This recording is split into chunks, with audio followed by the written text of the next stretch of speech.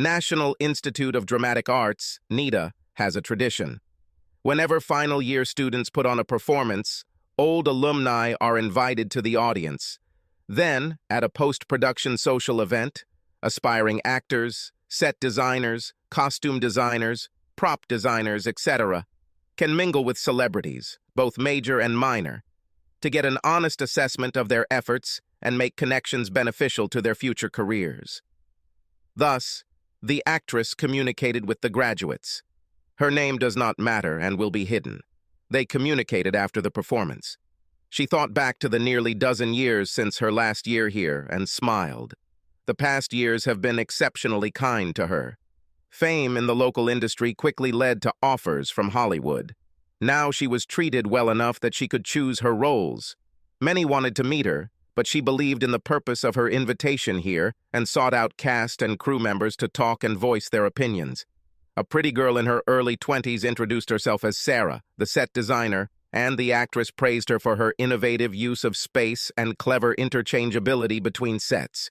She was about to move on when the girl leaned slightly towards her. "My father wants to know if you will have dinner with him this evening?" "Young lady, many people want to have dinner with me. Here is my agent's card. Contact him. He asked me to tell you that his name is Mr. X." The actress froze. So, after all these years, what she secretly feared happened.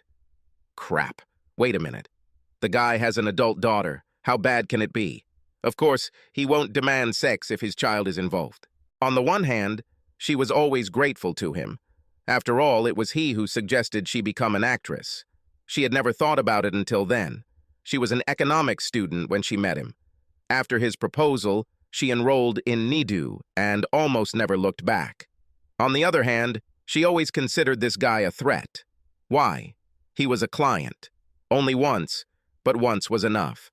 The actress thought about the contingency plans she had developed over the years. One whiff of her past, and she'll be in full defense mode. She was strong enough to survive it, probably, but it was a battle she didn't want to fight. What's wrong with having dinner with this guy? Besides, ever since they met for the first and only time, she had been burning with curiosity to find out what it all was about. Yes? What was the harm? She asked the girl where and when it was proposed to meet the mysterious Mr. X. It was a restaurant not far from the hotel where she lived. She talked for another hour, and then went to the hotel, took a shower, and changed clothes. From the limo, she called first her lawyer, then her husband. Her husband demanded that she call back as soon as the 14-year-old mystery was solved. After walking 2 blocks to the restaurant, she was taken to a private room. Before entering, she put on a confident face to hide the nervousness she actually felt. If a guy is going to blackmail her into having sex, she will call his bluff. Her lawyer already knew the name of this guy's daughter. The door to the private room opened, and a wave of relief washed over the actress. Sarah was there, sitting next to another girl who looked a year or so younger. The actress's gaze moved to a man of about 40, whom she recognized from a single meeting 14 years ago. Mr. X. There was a lady at the table, about the same age as the man. Mr. X stood up and shook her hand, introducing himself as David Brown, before introducing his wife and daughters. After they ate and the ladies asked the obligatory celebrity questions, Dave called for silence. He announced that now that his youngest daughter, Wendy, was 18, he had a story to tell.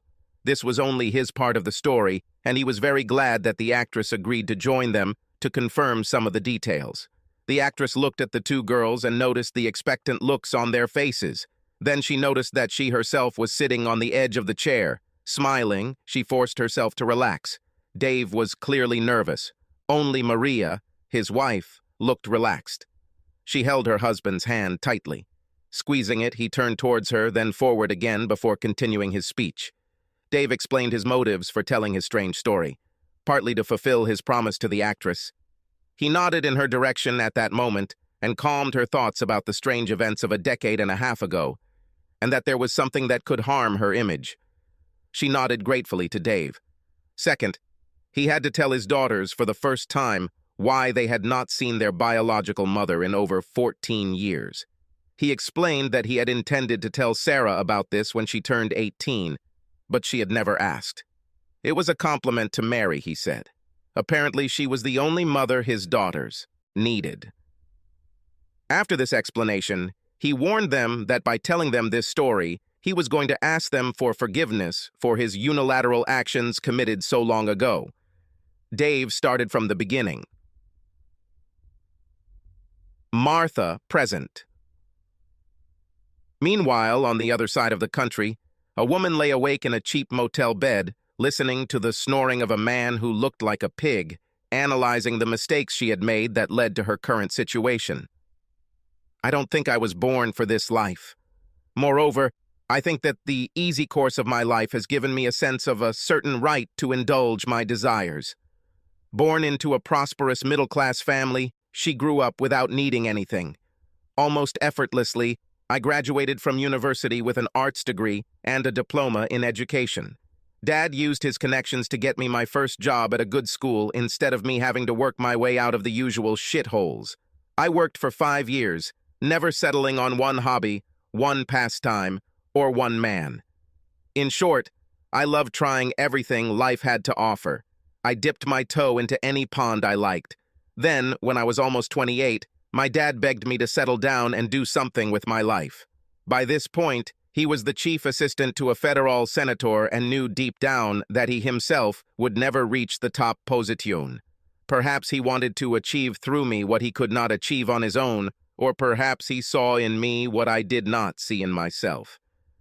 Despite this, he hooked me with stories of the power his boss wielded. The two of us developed a plan according to which I would become the first female prime minister of our country within the next 20 years.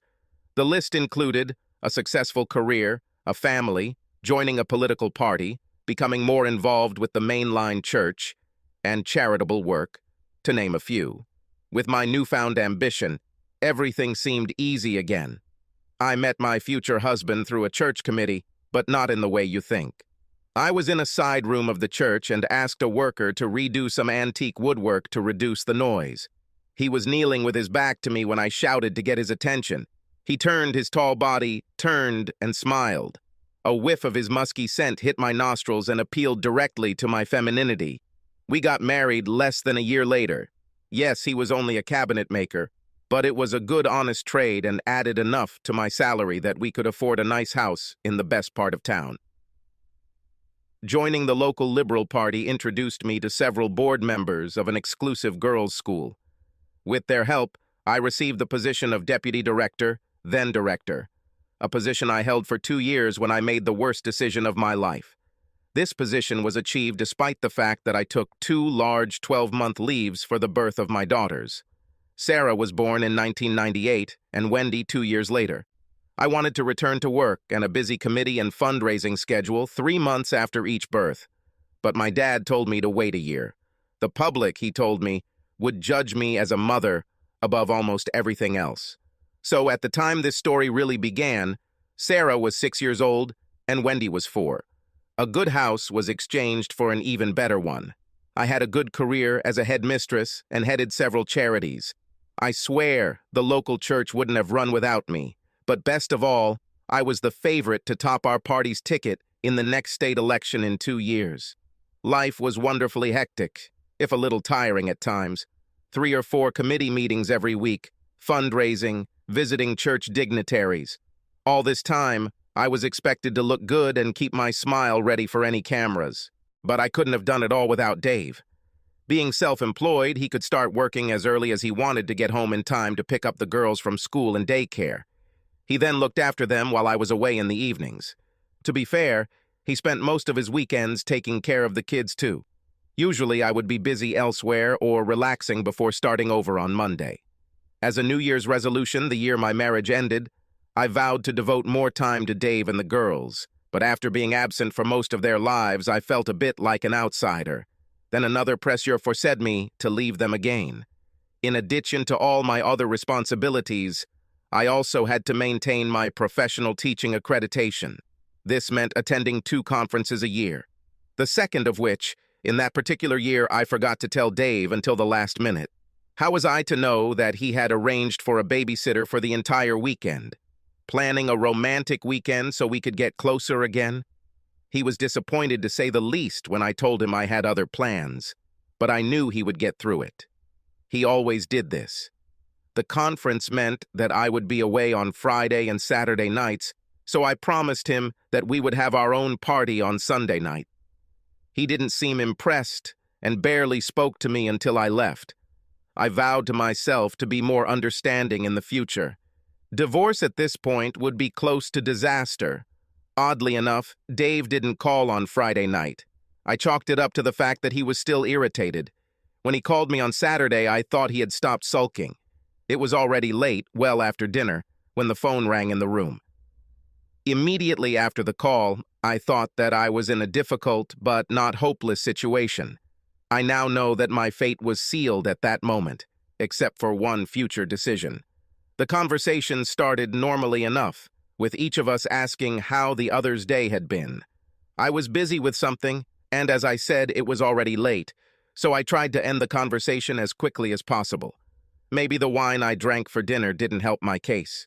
Anyone who knows me will tell you that I am not drunk at all. I'm pretty sure the last few lines are due to this. It's time for me to go, Dave, dear. The first seminar will begin tomorrow at 8 in the morning. Fine. Tell the girls you miss them? Certainly. Kiss them for me. We'll be done. Say hi to Alan for me.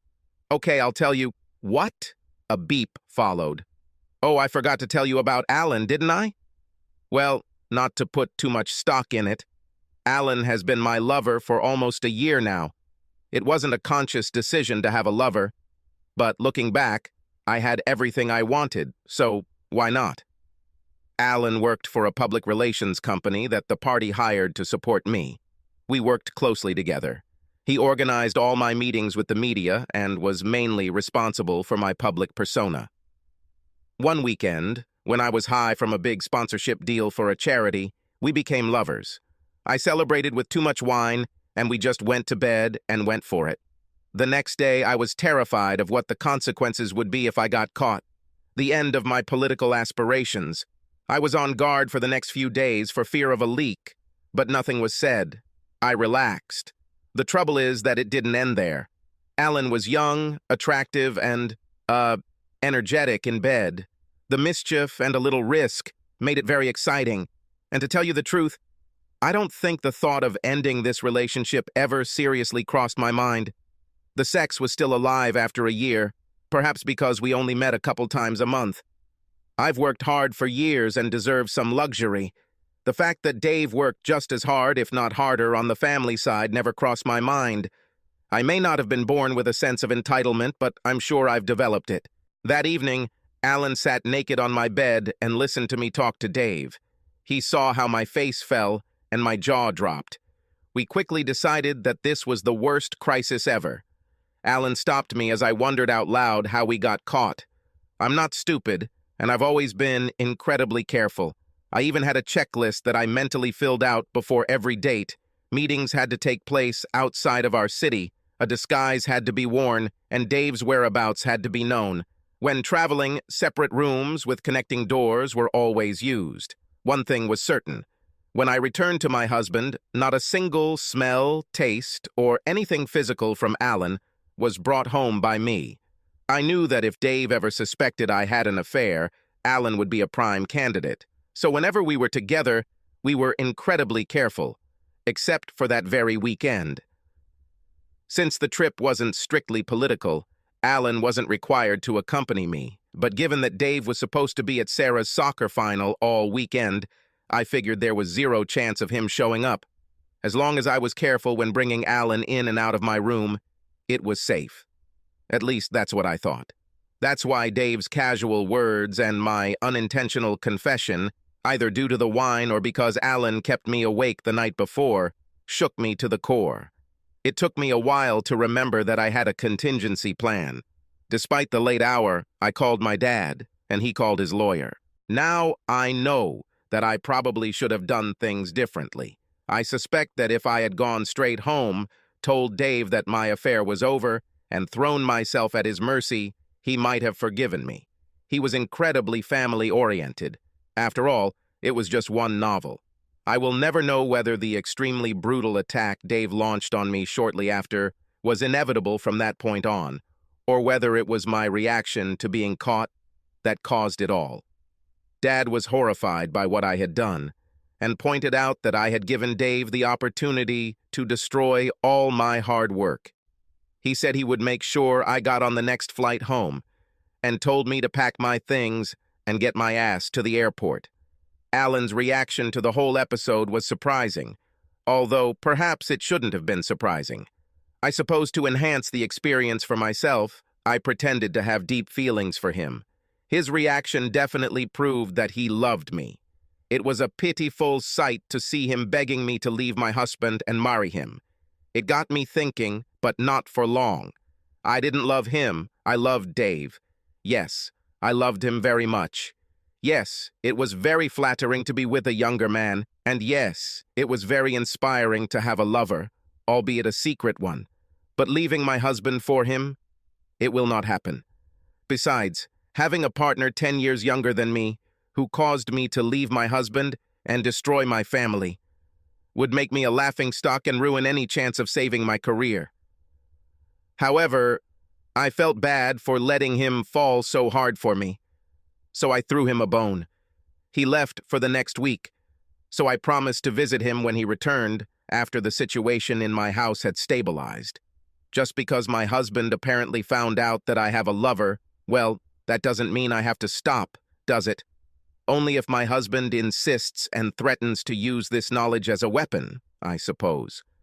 I won't bore you with the details, but my father, his lawyer, my sister and I arrived at my family's house just as Dave and the girls were leaving the house on Sunday morning to go to the zoo. We made Dave go back into the house while my sister took the girls. I was tired and we hadn't rehearsed, so I left the conversation to Dad and the lawyer. At first, Dad didn't like my choice of a simple merchant as a partner, but Dave was so nice that Dad soon overcame his doubts. They got along great over the years, even becoming friends of sorts. However, given the choice between this friendship and supporting me, Dad did not hesitate to choose a side. I have to say, I was a little sorry that Dave was attacked like that. Dad began the argument with a review of expectations. He suggested that Dave obviously expected me to be faithful, and perhaps this was an unreasonable expectation given the differences in our social classes, earning abilities, and achievements. I was a little horrified by this approach. The devastation I had caused my husband was clear, and it hurt me. I tried to meet Dave's gaze to convey this, but he just stared in shock at the table in front of him. And what kind of attack it was. I'm glad it wasn't me who was attacked. There were threats of gag orders, writs of injunction, and lawsuits for lies and libel. Dave showed no emotion. Same thing when my father asked what evidence he had of my infidelity. He practically admitted that he didn't have any. In fact, it turned out that he wasn't even sure I was having an affair until I accidentally admitted it myself on Saturday night. When I put everything together much later, I believed that all my precautions were in vain. Dave's friend overheard Alan bragging about sleeping with me and warned Dave. Not quite believing it, Dave threw out his "say hi to Alan for me" statement to see what would shake from the trees. The realization of the shock he must have felt when I responded like that shook my conscience to the core. However, Dad did not have such a conscience. After asking the lawyer to leave the room, he hinted that to save my reputation, evidence of Dave's infidelity might have to be fabricated. Dave showed no emotional reaction to this. In fact, I thought he was completely withdrawn emotionally until the lawyer came back and went on about how the mother always gets custody and typically the father only gets access to the kids every other weekend. I saw his face freeze, but I turned away when his gaze focused on me. I couldn't stand it. There was no way he deserved this. He loved girls. He doted on them and spent every free hour raising them. That's why I could afford to be away from the family home so often. The attack ended with Dad telling Dave that the girls and I would stay with him for a few days so that he, Dave, would get an idea of how lonely life would be if he didn't toe the line. We'll be back Tuesday night so I can get ready for our annual masquerade. Dad assumed that by then Dave would pretend everything was normal and not ruin such a huge event that was supposed to showcase our happy family. As a parting shot, Dad promised Dave that he would support me financially while making sure his lawyers limited Dave's access to quality legal advice. Whatever happened to my relationship with my husband, my relationship with my dad, was gone forever. When I left, Dave looked completely devastated. If it didn't bother my conscience so much, I could be happy. I hugged him from behind in the chair and whispered, "Everything will be fine, dear," but did not receive any reaction. Away from the prying ears of his lawyer, Dad pulled me away from my novel. I think he was letting off some steam because of what he had just done to a man he always respected.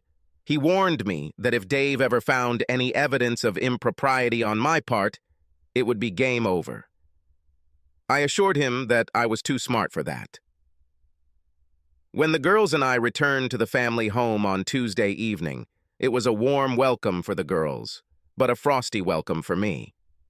I knew it would be an awkward homecoming, and I really thought about postponing it, but two factors forced my hand.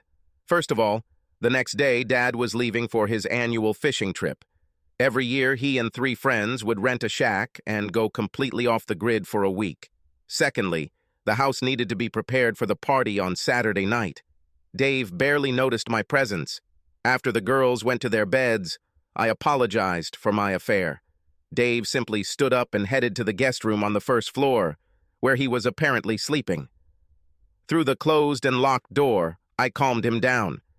I fully intended to dump Alan immediately, but after several phone calls from him in the previous 2 days, I realized that with his emotional attachment to me, he also posed something of a threat to my career.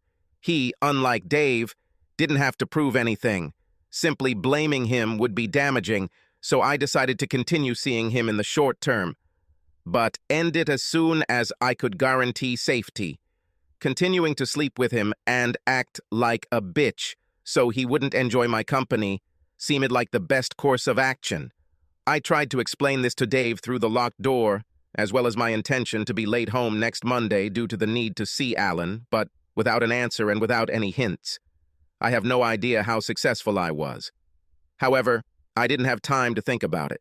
I needed to get the house ready for a party. Ever since we moved into our mini mansion 8 years ago, we've been throwing a masquerade party. It was held without any special day and was designed solely to impress influential people in the community.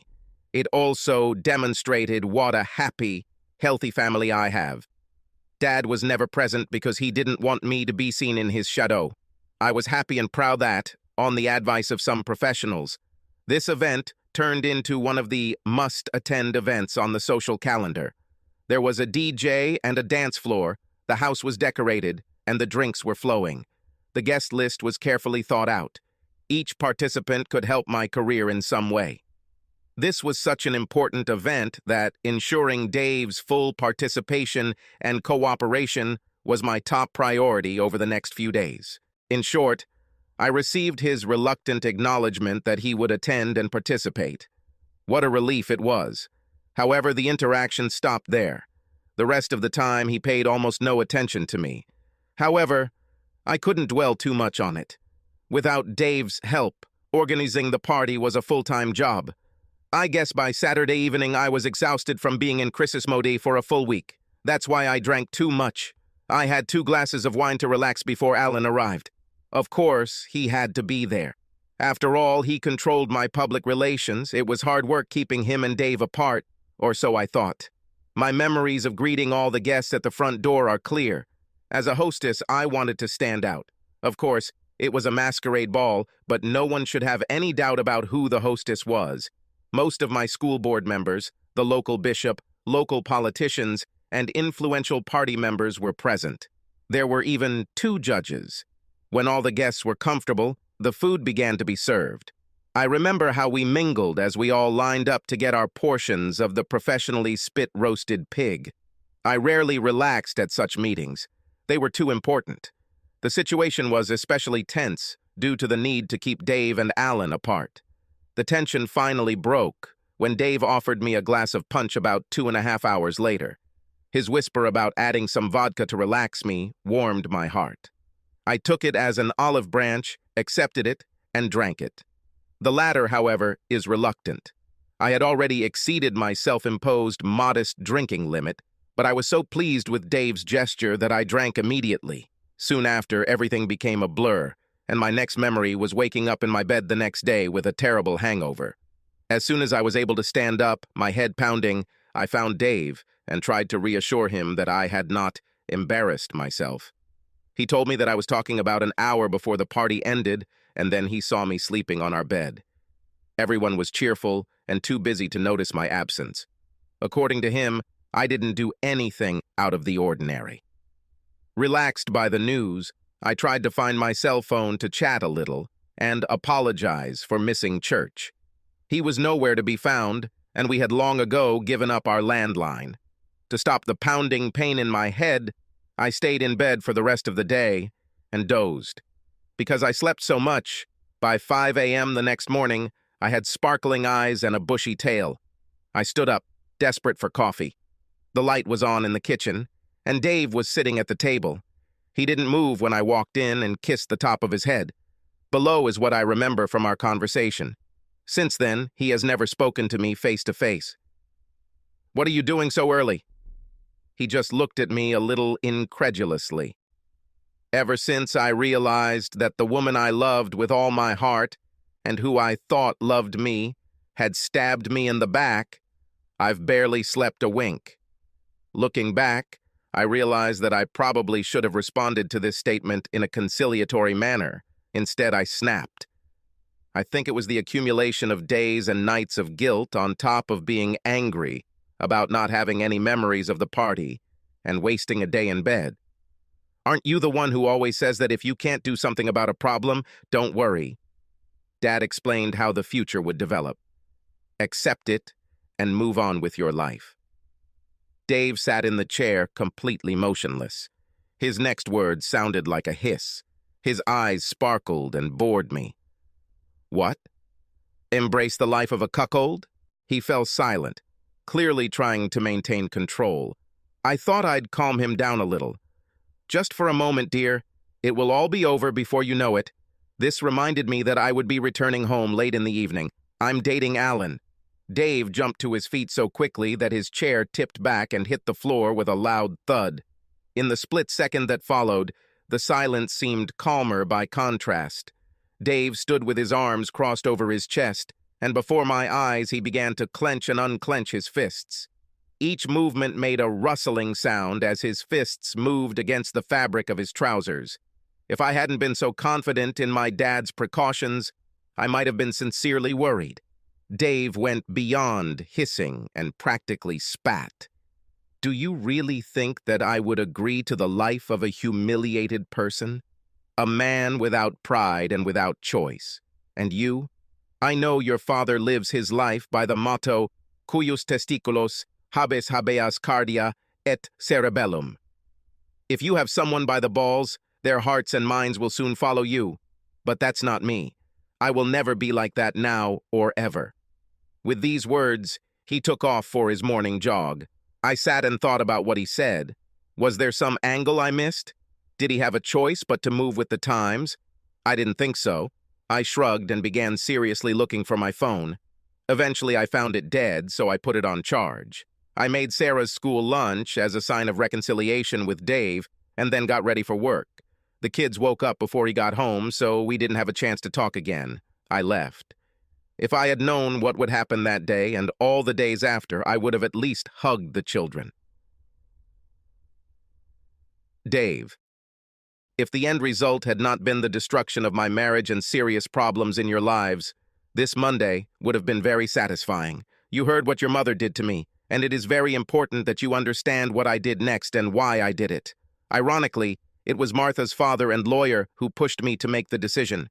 They told me so well which alleys they had blocked that I didn't even think about escaping. They thought they had left me one acceptable path, but it wasn't for me. Being mostly law-abiding citizens, they did not even consider the possibility of the path I chose. So what did you do, Dad? I'll get to that. I will describe the phone calls I received from your birth mother that day. The first one was a little after 9 a.m., then 9:06 a.m., Dave says. Dave, it's me. The boss of Alan's company just called me.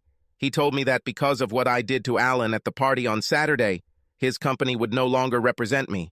If this gets out, it could hurt my chances of being pre-selected. What's happened? What did I allegedly do to Alan? They didn't tell me. There's nothing suspicious about it, my dear. You need him on his manhood below the waist in front of about 30 witnesses. I have it all on security tape if you want to look. I didn't do this? Sorry, honey, I have to go. Then, 10:23 a.m. Dave is listening. Dave, what are you not telling me? The diocese secretary just called. I have been asked to resign from all church committees that I am on. I mean, not just resign from the chairmanship, but quit committees altogether. They didn't say why. What happened on Saturday night? What did I do after I drank too much? I believe the bishop told his people to get you away from his church as quickly as possible because he caught you and that guy in our downstairs bathroom. You understand? What? Why? Sorry. Honey, I have to go. Then 10:42 a.m. Oh, Dave, I just checked my messages on my phone. Half of my friends called me to tell me what a bitch I was and to ask how I could do this to you. What should I do, Dave? What are they talking about? I'm not sure, dear. Maybe they're talking about you dancing dirty, or better yet, practically having sex with that guy on the dance floor. They were a little embarrassed for me when they saw this. Or maybe it's because when they asked me why I didn't stop you, I told them that you demanded the right to cheat on me with other men and threatened to break me and our family if I publicly objected. Did you say that? I certainly did. You and your father thought you left me with only one choice, to go along with your sick and dirty little plan. I found another viable option, and all it cost me was a little public humiliation. Okay, there will be a lot of humiliation after tomorrow's paper comes out. But Dave, when I asked you on Sunday if I behaved well during the time I didn't remember, you said yes. I think you heard what you wanted to hear, dear. What I actually said was that you didn't do anything out of the ordinary, and I'll stick to that. I'm convinced that all sluts behave this way. I don't know how I could lose control like that. Can you call the bishop and other people to tell them that it wasn't really me, that I lose control if I drink too much? Why would I do this for you, darling? Because you are my husband, and husbands fight for their wives. Like how you went to beat me when your father and his attack dog described how they would disembowel me if I didn't let you sleep with other men. Listen, Dave. You know it wasn't like that. I made a mistake and acted as quickly as I could to avoid the consequences. I had only slept with Alan and was planning on doing it 1 or 2 more times. The most is 3. Listen, Dave, can you come home sometime so we can talk? I just need to stay another hour. The head of the student council is coming to talk to me. Yes, and I know what she wants to talk about. She and most of the board were there on Saturday night, remember? I don't like your chances. She went through that messy divorce a couple of years ago, didn't she? When did she catch her husband cheating? Besides, I'm home. I just finished an interview with a local newspaper and television network. I even gave them the CCTV footage. Now, if there's nothing else, honey, I need to think a little about whether there is some aspect of your life that I haven't completely destroyed yet. Restaurant today. Dave ends his story. After that, there was only silence on the line. I went to work and then picked you girls up. When we got home, it was obvious that your mother had returned, packed some clothes, and left in a hurry. She even left the front door open. She was hiding a couple of states away with her sister. She was too embarrassed to appear in public for several months. By the time she resurfaced, the judge had ruled that she had left the family home, and I was granted custody. Didn't her father do anything to help her? No, there's nothing to talk about. When he showed up again after fishing, he did call to threaten me, but only once. Reading between the lines, I understand that his boss told him to either distance himself from his own child or resign. He eventually resigned. Whether he couldn't afford lawyers or they advised him it was a lost cause, I'll never know, but we never heard from his legal team again. I'm a little embarrassed to say this, but he was still begging me to let me see his granddaughters when he died of a heart attack about a year after it all happened. Your biological mother begged me several times to bring you girls to where she was hiding, but by then I had met Maria, the only mother you remember, and I didn't want to confuse you. I heard that after that she fell into some bad company, and I kind of lost track of her. I could try to find her contact information if you want to find her." Neither of them seemed too interested in the proposal. "And that's why, girls, you shouldn't drink." All eyes turned to the actress. Girls, considering what your father just told us, I think I know what happened and why he invited me here today. You see, one day he promised to tell me the whole story. To be honest, I'm surprised the paparazzi haven't discovered this yet. Before I continue, please promise not to repeat a word of what I say." After waiting for affirmative nods from everyone present, she continued, "I never even thought about becoming an actress until your father suggested it. Like many orphans, I really struggled financially in college. I took on a high-class escort job. My friend got me into it. Before you turn your nose up at me, I mean escort in the old-fashioned sense. All I did was accompany the guys. It could be a corporate dinner or just some lonely businessman in town for the day looking for some companionship.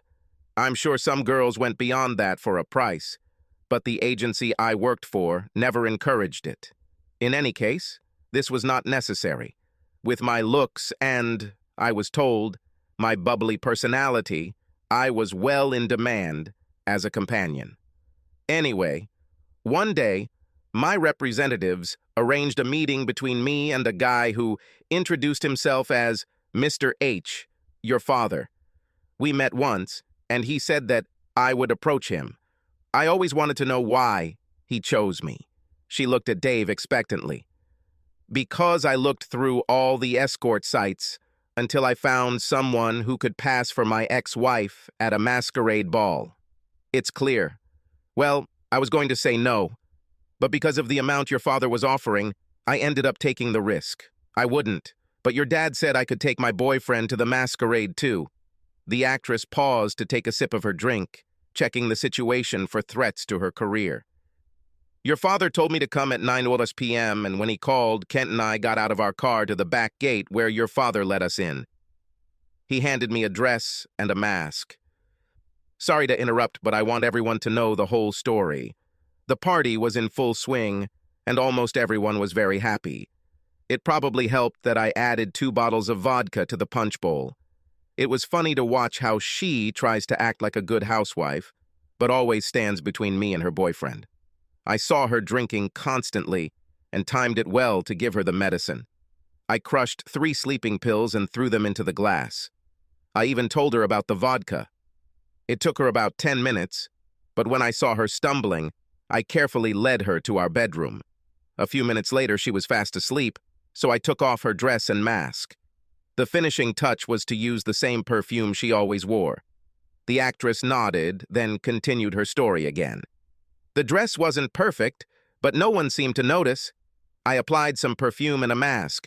I expected to be taken to the party on the arm of your father and for Kent to have fun, but it turned out to be much stranger. Your father told Kent and I to have fun, pretend we were a couple, but not talk to anyone.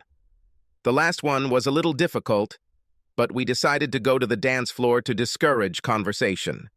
Suffice to say, Kent and I danced very close, and he had his hands all over my ass. I kept looking around, and most people looked at us very awkwardly, and then looked at your father. He didn't seem to pay any attention to us. There was one guy who kept trying to interfere in Kent's affairs, but your father warned us not to let him. After about 5 dances, I went to the toilet, and Kent, the horny idiot, followed me. After I finished my business, he lifted me up so that I was sitting on the dressing table, then kissed me and lifted my dress. I'm sure he was going to go much further, but at that moment, a man burst into the room, clearly desperate for the toilet. He blushed when he saw us and ran away. He was a big guy with a red beard, wasn't he? Seems to be, yes. Bishop Carling. Oh my God. Well, this event even interrupted Kent and I in the bathroom. We started to head back to the dance floor, but my horny idiot overcame his, restraint and dragged me into the shade of the trees. We started kissing, and he lifted the back of my dress. when the spotlight came on and everything went quiet. We turned around and saw that everyone was looking at us. What could we do? We just got back on the dance floor. The guy whose photograph we saw tried to intervene, continued to call me darling and sweetheart even after I told him to fuck off. About then I looked back and saw a group of people surrounding your father. They didn't look happy. Something of an accusation, actually. She stopped to look at Dave, raising her eyebrows.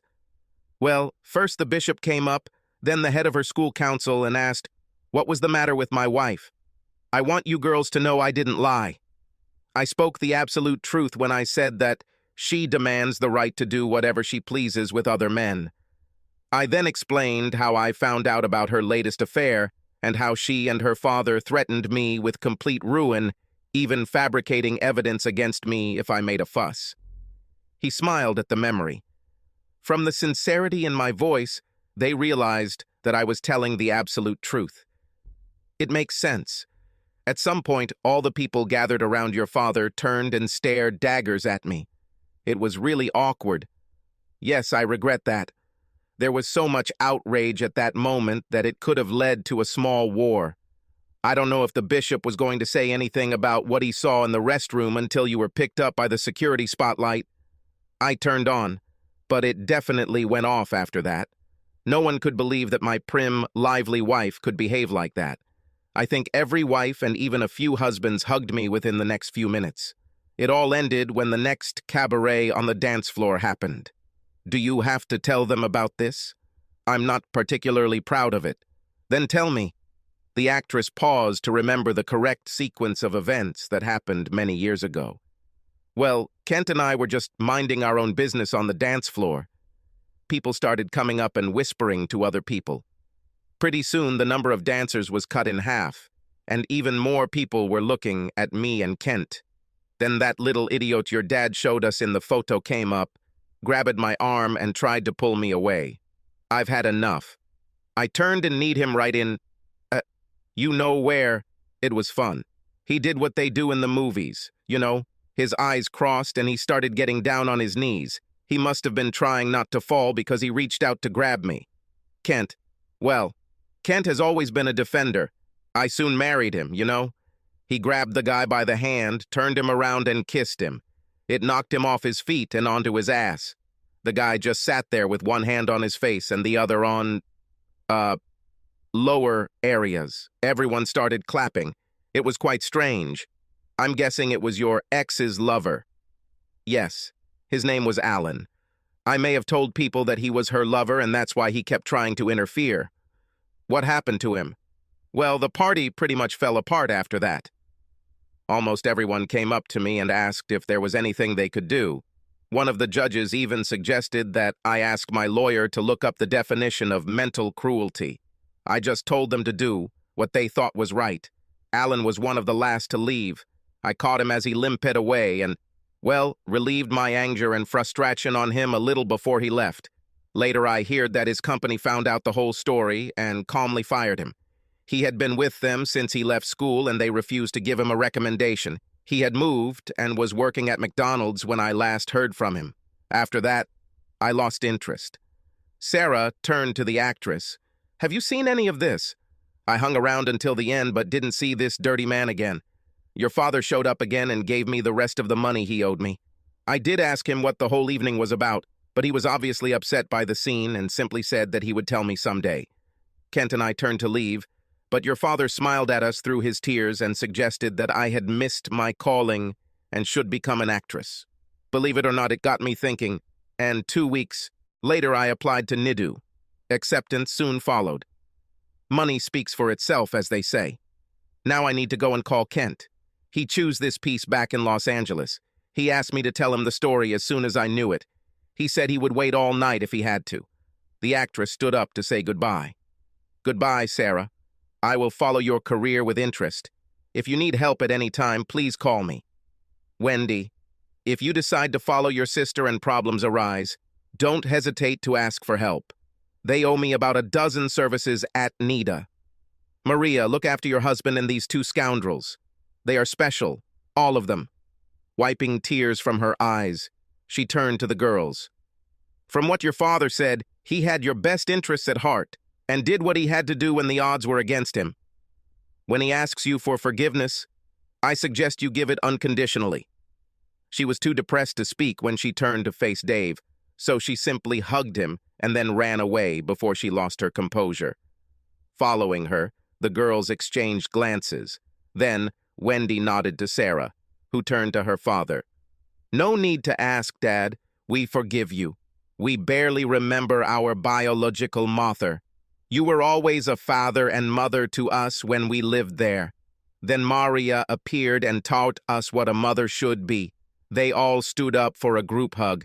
Dave, who never hid his emotions from those he loved, cried unabashedly. Thanks, girls. At the time, I thought I was doing the right thing, but you can never be sure, can you? I don't know why I doubted myself. Just look at you both. Beautiful, confident, healthy, and wise. I must have done something right. Now everyone was crying. All three women told Dave that he was an exemplary father. The waiter coughed behind them. In his hands, he held a large dessert of cream caramel. Dave looked at Maria, who returned the same look, shaking her head, silently denying that she had ordered it. Having placed it on the table, the waiter handed Dave a note. It simply read, "Hard shell, but soft, sweet center." Dave passed the note to Maria, who laughed her sweet laugh. Looks like she didn't fall for your tough guy shtick either. 3 time zones later, Martha lay awake, desperately trying not to wake the fat slob next to her. When her meager divorce settlement ran out, she tried to get a teaching job without references in her new state. After a 3-month course in bridge building, she was allowed to practice, but was only offered places in small schools in bush cities. They paid the bills, but she was desperate to return to her city. Since the public school system was not an option, she resorted to desperate measures to get into a good private place.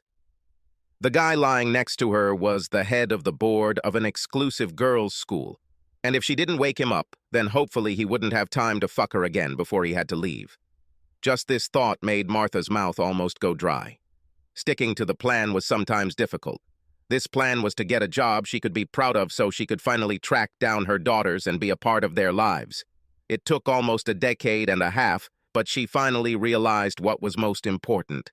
She carefully rolled over onto her side, her quiet tears soaking the pillow. Subscribe to our channel so that your second chaff doesn't cheat on you, and go ahead and listen to the next story, because this story is nothing compared to the next one. If you're under 18, don't even think about listening to the next one.